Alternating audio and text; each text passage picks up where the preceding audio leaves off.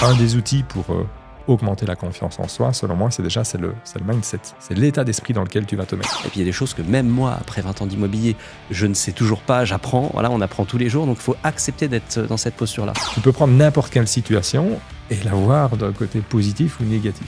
La confiance en soi est un enjeu primordial dans l'immobilier. Pourquoi ? Parce que la vente, c'est un transfert de croyances. Donc si tu ne crois pas en toi, ça va être compliqué de vendre. Dans cet épisode, on va t'expliquer tout ce qu'il faut savoir sur la confiance en soi quand on débute. C'est parti !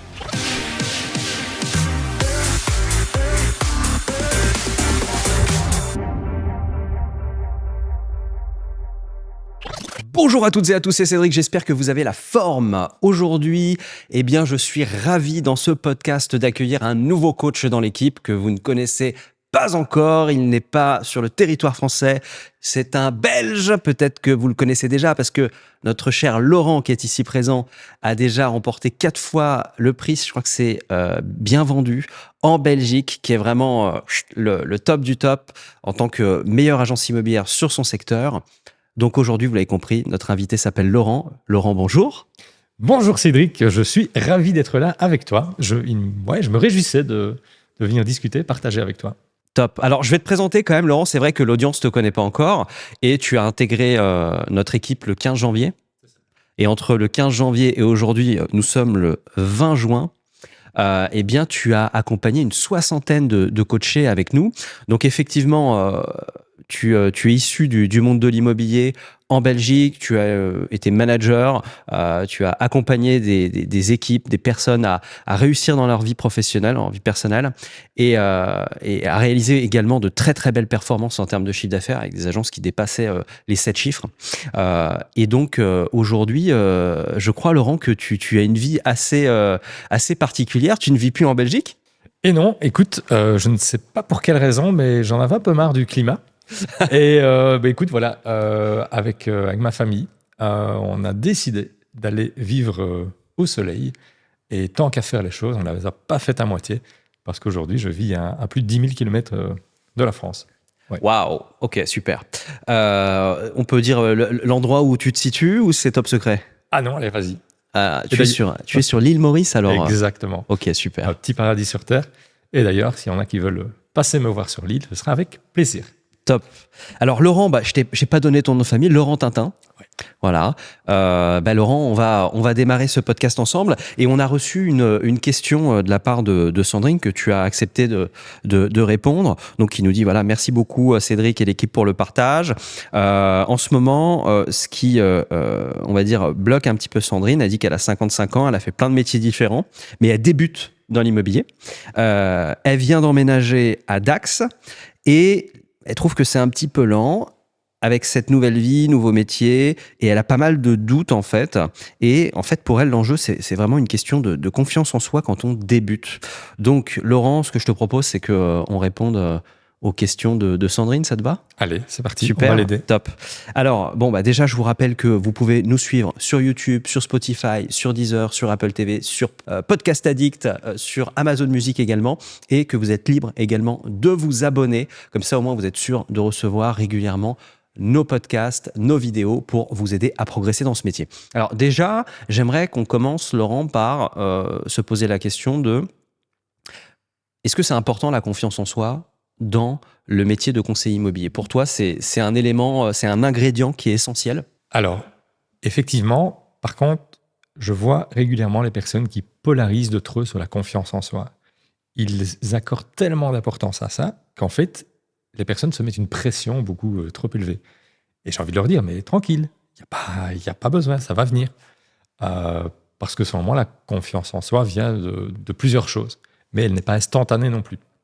Ok, parfait. Alors justement, comment est-ce que l'on fait, mon cher Laurent, pour se construire une confiance en soi ? Comment on fait ? Alors, on va peut-être commencer avec un exemple, parce que tu vois, il y a des personnes qui disent qu'elles n'ont pas confiance en elles, mais je vois toujours qu'il y a plusieurs niveaux. Imagine que tu as quelqu'un qui vient d'avoir son permis de conduire en poche, et peu importe l'âge. Elle débarque, elle dit il me faut une voiture, j'ai le permis. Débarque chez un concessionnaire, Et la personne, tu peux par exemple avoir le profil de dire ouais, écoute, moi j'ai le permis en poche, nickel. C'est quoi la petite voiture là? Porsche? Allez hop, tu mets une petite Porsche et en avant, je suis parti. Donc là, il y en a, ils démarrent très haut, tu vois. Ça démarre fort, Ah ouais. ouais. Après, on verra après ce que ça peut donner. Après, tu as un autre profil qui arrive, toujours le même cas, le permis en poche, et puis écoutez, voilà, je voudrais une voiture. Ok, quel type de voiture? Je sais pas, moi j'ai commencé par une petite là. Mettez-moi la petite Citroën là-bas, et puis on verra. Peut-être qu'après on passera à une Golf. Et en fait, ces personnes elles restent à ce niveau-là. C'est un peu ce que j'appelle le plafond de verre. Ok. Donc tu vois, la confiance reste limitée, parce qu'il n'y a pas les bons outils derrière. Et alors, tu as encore le troisième cas de la personne qui débarque, et en fait, en sortant de chez le concessionnaire, elle sort plutôt avec un vélo, parce qu'en fait, elle a vraiment pas confiance en elle. Et paradoxalement, c'est plutôt ces personnes-là, généralement, qui vont aussi le plus haut. Donc, c'est très intéressant, en fait, ce mécanisme. Ah ouais, d'accord, ok. Et alors pourquoi justement cette personne-là, elle va plus haut que les autres donc elle démarre plus petit et elle va aller plus haut, donc selon toi, plutôt que cette personne qui au départ tout de suite a une grosse confiance et se dit je vais aller prendre la sportive et tout ça. Alors, il y a plusieurs choses, évidemment, mais c'est vrai que cette personne qui démarre bas fait preuve de résilience et va prendre conscience de certaines choses et justement va aller chercher des outils. Que cette personne qui est tout de suite en haut se croit arriver et donc la descente parfois peut être assez forte. Et si cette personne n'a pas cette énergie, cette volonté de rebondir, généralement ça peut faire de la casse. Et c'est pour ça qu'il y a des choses simples, hein. Pour moi, la confiance en soi, c'est pas un secret bien gardé, ce sont de simples choses. Ok, parfait. Ouais, moi, ce que j'ai tendance à voir vraiment avec la confiance en soi, c'est que souvent, c'est dans l'action que on construit cette confiance finalement. On peut pas construire de la confiance en soi uniquement dans la théorie, c'est très compliqué. Qu'est-ce que tu en penses de ça? Alors, exactement. Le passage à l'action, alors c'est peut-être un peu bateau, allez-y, passez à l'action, mais pourtant, c'est ce que je dis régulièrement à tous les coachés. C'est sûr, il faut un minimum de théorie de base. On est d'accord. Tu ne peux pas débarquer dans un métier, tu te reconvertis, tu arrives sans connaître la différence entre un compromis et un acte. Okay, il y a quelques bases. D'ailleurs, petite astuce à ce niveau-là, pour ceux qui démarrent, je propose toujours d'aller chercher un lexique de l'immobilier. Donc, tu tapes sur Google ou n'importe quel navigateur, lexique de l'immobilier, et tu vas voir déjà les mots les plus utilisés. Ouais. Ça veut dire te permettre d'avoir une petite base théorie pour comprendre un peu ce qui se passe autour de toi.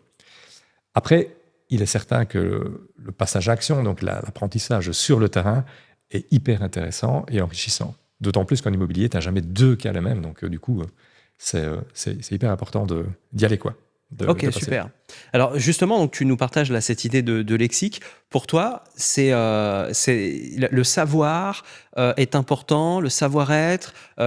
Comment est-ce que tu vois un petit peu tout ça? Pour toi, justement, il faut être sachant pour avoir confiance en soi ou parfois pas forcément? Dis-moi tout.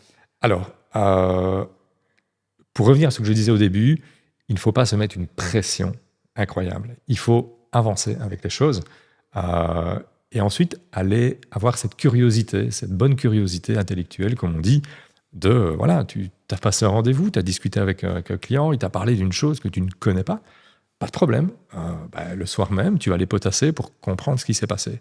Et tu avances ainsi. Si tu te dis que tu veux tout savoir avant d'arriver, tu peux encore travailler quelques dizaines, voire centaines d'années, parce que c'est un métier qui évolue sans cesse.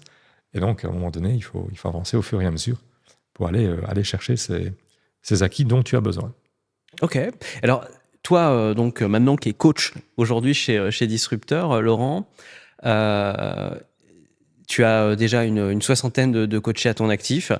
Est-ce que le sujet de la confiance en soi, c'est un sujet qui revient régulièrement? Ouais. Écoute, chez pas mal de personnes, en fait, j'entends toujours ce fameux syndrome de l'imposteur. Tu vois. Pourquoi? Parce que le métier de l'immobilier, c'est vrai, est un métier qui est quand même fort médiatisé. On en parle beaucoup. Autour de soi, on connaît tous quelqu'un qui a acheté, loué au moins une fois dans sa vie. Donc, c'est un métier et un sujet omniprésent. Ouais. Du coup, tu fais l'immobilier, alors tout de suite, il y a une certaine un peu pression, où en es-tu? Tu as réussi à vendre, etc. Et donc, les personnes prennent un peu cette pression sociétale, finalement, comme étant la base, l'unité de mesure. Et tout ça fait que les personnes se disent « Ah oui, qui suis-je finalement, moi, pour réussir à le faire ?»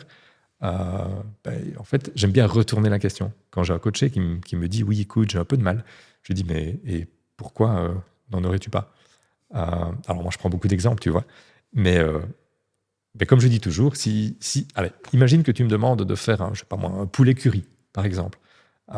Il va un petit jury, 2-3 personnes, tu fais ça pour la famille, hop, tu dois faire le poulet curry. Peut-être que toi, tu vas le gérer. Je pense qu'en cuisine, tu te débrouilles pas trop mal.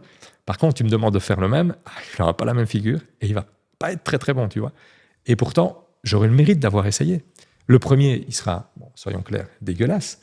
Le deuxième, peut-être qu'il sera potable. Et au bout de 3-4 fois, ça viendra, ce sera bon. Et de toute façon, même au bout du premier, je serai toujours plus avancé que celui qui ne l'a jamais fait. Donc à un moment donné, tu dois démarrer, tu le fais et tu seras toujours plus avancé que quelqu'un. Ouais, 100%. Donc effectivement, déjà, la base, c'est peut-être d'accepter l'échec. Alors, ouais, parce que l'échec nous fait avancer. Alors, de nouveau, c'est vrai que dans nos cultures, on va dire, européennes, ou du moins francophones, on a cette culture de l'échec qui n'est pas très développée, ou du moins qui est mal perçue, alors que pour reprendre la phrase de quelqu'un d'assez connu, qui est Hamid Faljaoui, qui est le directeur économique d'un magazine économique donc, en Belgique, le Trends Tendance, pour ne pas le citer, il disait toujours je ne perds jamais. Soit j'apprends, soit je progresse. Ou je gagne, ou l'apprends. Donc, il se passe toujours quelque chose de positif. Et donc, un des outils pour augmenter la confiance en soi, selon moi, c'est le mindset. C'est l'état d'esprit dans lequel tu vas te mettre. Tu peux prendre n'importe quelle situation et la voir d'un côté positif ou négatif. Après, ça dépend de toi. Si tu vois les choses de manière positive, tu vas te mettre dans un certain mouvement. Tu as un rendez-vous, tu as compris que la moitié de ce que le gars racontait, parce que par exemple, tu étais faire un avis de valeur chez un banquier, il t'explique, oui, mais tu sais, les taux de crédit, d'endettement, de conversion, de ceci, de cela, admettons que tu débutes, tu connais rien, mais c'est pas grave. Au moins, grâce à ce rendez-vous, tu vas apprendre plus vite que si tu n'avais jamais ce rendez-vous et que des personnes qui ne connaissaient rien. Donc justement, vois toujours les choses du côté positif. Ouais, je suis 100% d'accord avec toi. Et d'ailleurs, ça, c'est vraiment un conseil que je donne à tous ces conseillers immobiliers qui débutent, c'est accepter de débuter, accepter de faire des erreurs. Et ça déjà, c'est le premier état d'esprit dans lequel il faut être, c'est accepter de faire des erreurs, accepter de ne pas savoir. Et c'est là où vous allez grandir. Parce qu'on voit beaucoup de conseillers immobiliers qui, malheureusement, pour garder la face vis-à-vis des propriétaires ou des acquéreurs, vont sortir une très grosse connerie, histoire de dire, je donne l'information, je passe pas pour quelqu'un qui ne sait pas. Alors que la bonne attitude à avoir, c'est plutôt, en gros, merci de m'avoir posé la question. Écoutez, là, tout de suite maintenant, j'ai une réponse en tête, mais je préfère la valider. Si ça vous dérange pas, je reviens vers vous très très rapidement. Là, en plus, on cartonne, on fixe une deadline, on revient à l'heure où on a dit qu'on revenait avec la réponse, et là, on montre un professionnalisme absolu. Et ce qu'il faut comprendre, c'est que, comme dans tous les métiers, il y a quelques bases à connaître. Une fois que vous connaissez ces bases solides, vous connaissez à peu près 80-90% du métier. Donc ça, une fois que vous les avez acquis, c'est là, on le sait. Après, bien évidemment, il y a 20% des choses qu'on ne sait pas. Et puis, il y a des choses que même moi, après 20 ans d'immobilier, je ne sais toujours pas, j'apprends. Voilà, on apprend tous les jours. Donc, il faut accepter d'être dans cette posture-là. Tu partages ce que je dis ou pas, Laurent, ça fait sens? Tout à fait. Comme on l'a dit, donc tu as le mindset de bien prendre les choses et de se dire que chaque événement est là pour te faire progresser. 2, on a effectivement la théorie, comme tu viens de le dire. C'est certain qu'une première base pour débuter, et puis ça va venir régulièrement. Il existe pas mal de formations. D'ailleurs, je pense qu'on en propose une qui est pas mal, non? Tout à fait, ouais. Voilà. J'en parle après. Ensuite, on a la pratique. Alors, comme je le disais, quelqu'un qui débute, si il me dit, bah oui, parce que j'en ai un comme ça, des coachés qui me disent, bah écoute, je veux bien, mais j'ai pas encore eu l'occasion de faire des visites, j'ai pas encore rentré mon premier bien, je suis là au début, donc comment je fais pour avoir de la pratique? Mais va trouver des personnes qui ont déjà acheté et vendu, va trouver des amis, les parents d'amis, que sais-je. Va discuter avec eux, va créer ces discussions, ces opportunités. Ce sont des personnes qui ressemblent et qui sont finalement tes futurs clients. Et donc, ces personnes ont eu un vécu vis-à-vis de l'immobilier. Donc, discute et apprends d'elles. Et elles te diront, bah, tu sais, moi, quand j'ai eu l'agent, j'ai pas trop aimé son côté comme si... Et tu vas voir, tu vas progresser énormément. Donc, crée-toi les opportunités. Ouais, top. Alors, je fais un petit parallèle avec ce que Laurent vient de dire, justement, effectivement, le propulseur, si aujourd'hui vous êtes dans une situation où vous manquez de confiance en vous, vous débutez, ou bien même de toute façon que vous soyez un conseiller immobilier qui a déjà quelques années d'expérience et qui a envie de passer au step supérieur, eh bien, sachez que le propulseur est fait pour vous. Tout simplement parce qu'on travaille énormément la dimension état d'esprit, donc la dimension mindset pour parler anglais. Et c'est la particularité du propulseur, c'est vraiment de vous aider à vous transformer au niveau état d'esprit. Et donc voilà, on vous met le lien dans la vidéo, enfin sous cette vidéo ou sous ce podcast, dans la description, vous êtes libre de pouvoir déposer votre candidature. Je voulais te partager quelque chose, Laurent. Tu sais, moi j'ai vraiment ressenti ça parce qu'il y a quelques années, je n'avais pas du tout confiance en moi, notamment pour parler devant le public ou quoi que ce soit et tout. Et aujourd'hui, des gens viennent me voir en me disant, mais Cédric, mais enfin, comment t'as fait pour en arriver là, avoir plusieurs sociétés qui font des millions d'euros de chiffre d'affaires, qui ont accompagné des milliers de clients. Qu'est-ce qui fait finalement que tu en es là, alors que je peux te dire que mes potes d'il y a 10 ans, jamais ils m'auraient imaginé là aujourd'hui. Et je prends toujours cet exemple qui est concret. C'est quand j'ai décidé de gravir le Kilimandjaro. À la première étape, on était, je crois, à 3000 mètres, je crois, la première étape. La porte du Kili est à 1800 et la première étape est à 3000.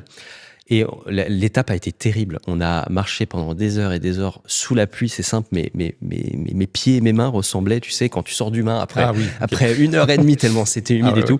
J'avais froid de fou et tout. Là, on arrive, les tentes étaient, il y avait ça d'eau dans les tentes. Donc c'était la misère et tout. Et très clairement, le soir, au dîner, je dis à tout le monde, écoutez, je crois que j'arriverai jamais au sommet. C'est trop dur déjà dès la première étape. Et il y a un gars qui était franchement un mec déjà humainement formidable et puis qui était vraiment un expert en montagne. Il avait déjà fait plein de sommets et tout. Et il me dit, tu regardes pas au bon endroit. Et je dis, ah bon je regarde le sommet, je te le dis, ça va être compliqué. Il me dit, non, faut que tu regardes seulement la prochaine étape. Et après la prochaine étape, on regardera la prochaine étape. Ne t'occupe pas du sommet. Donc, c'est aussi ça, parfois, les conseillers immobiliers visent peut-être trop haut tout de suite et oublient que pour arriver là-haut, il faut déjà se concentrer focus sur l'étape 1, focus sur l'étape 2, focus sur l'étape 3. Et c'est finalement ça qui va leur permettre de construire au fur et à mesure leur confiance. Et puis, je peux te dire que quand tu as fait 70% du chemin, tu te dis les 30% maintenant, je vais finir. Oui, c'est obligé. Top. C'est clair. Mais tu sais comment on fait pour manger un éléphant? Ah non, j'ai jamais mangé de l'éléphant. C'est vrai. Non, ok. Alors, pas que j'ai envie de le faire, mais on dit toujours, tu le manges bouchée par bouchée. Ouais, ok. Tu vois, donc c'est vraiment ça. Tu le fais petit à petit. Et j'en discutais. C'est une image, hein, bien évidemment. Oui, jamais voilà. on ne fera mal à un animal, rassurez-vous. Surtout pas un éléphant. J'en discutais encore avec Jean-Philippe ici tout à l'heure, et on le disait, tu vois, tu as aussi ces objectifs un peu sociétals, là. Les personnes qui qualifient la réussite dans un secteur, en l'occurrence dans l'immobilier, par rapport à ce que tu réussis à faire. Donc, comme un footballeur, on lui dit, ah, t'as marqué un goal, ok, t'as réussi, t'as pas marqué, t'as pas réussi. Donc ici, ah, t'as vendu, t'as pas vendu. Et donc, il est important que chacun se fixe ses propres objectifs. Donc, ton objectif, c'est peut-être de réussir à parler à une première personne, à passer 10 appels, à aller frapper un X porte. Et donc, c'est la somme de ces réussites que tu dois valider, tu te félicites et tu avances avec ça. Tu te fixes tes propres lignes d'arrivée qui seront multiples, tu les franchis et puis tu en refixes d'autres. Ouais. Mais tu ne les repousses pas quand tu y arrives. Tu passes la ligne d'arrivée, tu fais de ça, un petit verre par exemple, tu discutes avec des amis ou autres, et après tu repasses à autre chose. Mais en tout cas, ouais, hyper important de se fixer ces objectifs. Et quand tu réussis des objectifs, c'est là que ta confiance en toi augmente, parce que tu réussis ce que tu entreprends. Alors, il est certain que si tu te dis ouais, moi je veux faire 30 ventes, 300 000 de chiffres, ouais, le temps que tu y arrives, tu peux te décourager assez vite. Donc, ouais, tout à fait. Non, mais ça rejoint ce que tu dis pendant les coachings communs que tu fais régulièrement chaque semaine avec nos coachés ou avec Jean-Philippe ou d'autres coachs de l'équipe. C'est avant de fêter les résultats, il faut déjà fêter les actions. Et surtout que dans ce métier-là, on a une inertie qui est très importante. On va mettre énormément d'actions en place pendant 3 à 6 mois et on va récolter les fruits que plusieurs mois après. Donc, si on se félicite pas de ces actions-là, si on met pas de la conscience sur le fait que c'est ça qui est important finalement. Les résultats, c'est la résultante de ces sommes d'actions et c'est ça qu'il faut fêter en fait. C'est pour toujours rester dans cette énergie et... Exactement. Ouais, Ouais. top. Est-ce que tu vois d'autres choses à rajouter, mon cher Laurent? Oui, écoute, je voudrais revenir. Donc, je repense à Sandrine qui nous a questionné ici. Un conseil que je peux lui donner, quelque chose qui fonctionne assez bien et qui est très facile à mettre en place, c'est de ne pas forcément y aller seul. Donc, quand tu as comme ça des mandataires ou des personnes qui se reconvertissent, si elles sont seules, c'est un peu seul contre tous. Et j'avance, et seul contre la société, comme on vient de le dire, seul face aux objectifs qu'on peut voir. Il y en a qui vont venir se comparer à toi ou à des personnes qui ont déjà réussi. En fait, un truc qui est hyper intéressant à faire, tu te constitues un petit comité de soutien. Ah, comité de soutien. Ouais. Alors, tu peux développer, c'est quoi ça? Alors, tu vas trouver 1, 2, 3 personnes, peu importe le secteur. Ça peut être des amis, ça peut être un voisin, des personnes à qui tu aimes discuter. Et tu vas prendre de manière régulière un quart d'heure, une demi-heure pour discuter exclusivement sur ton boulot. Ça va te permettre de prendre du recul et ces personnes vont te challenger. Lorsque on m'a conseillé de faire ça, quand je l'ai testé au début, j'étais un peu dubitatif. Je me dis, oui, mais ils connaissent rien au métier.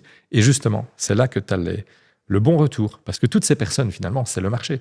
Ce sont des personnes qui achètent ou qui vendent, ou qui louent, ou qui sont dans le marché. Et donc, en te confrontant à ces personnes, par exemple, tu peux lui dire, écoute, je sais pas, moi, j'arrive pas à faire ceci. Oui, si, moi, j'ai l'impression que tu y arrives très bien. Ah, j'ai pas confiance en moi. Attends, tu rigoles ou quoi? Et donc, ça va te permettre de te challenger, de voir un peu où tu en es et d'avancer. Donc ça, c'est un petit tips qui est hyper efficace. Excellent tips, Laurent. Top. Merci beaucoup. Merci à toi. Est-ce qu'il y a d'autres choses qu'on peut ajouter à tout ça, mon cher Laurent? Écoute, je pense que c'est déjà très bien assis. Et puis après, on est disponible. Exactement. Et puis, vous pouvez nous poser directement vos questions dans les commentaires de ce podcast. Sandrine, j'espère qu'on a répondu finalement à ta question et que c'est clair pour toi. N'hésite pas à nous dire si tu as besoin de plus d'éclaircissements. Et puis, à vous tous, on espère que ce podcast vous a plu. Laurent, merci à toi. Allez, merci à toi, Cédric. Et puis, bon boulot à tous les conseillers qui nous regardent. Allez, travaillez bien. Ciao. Bye bye. Ciao, ciao.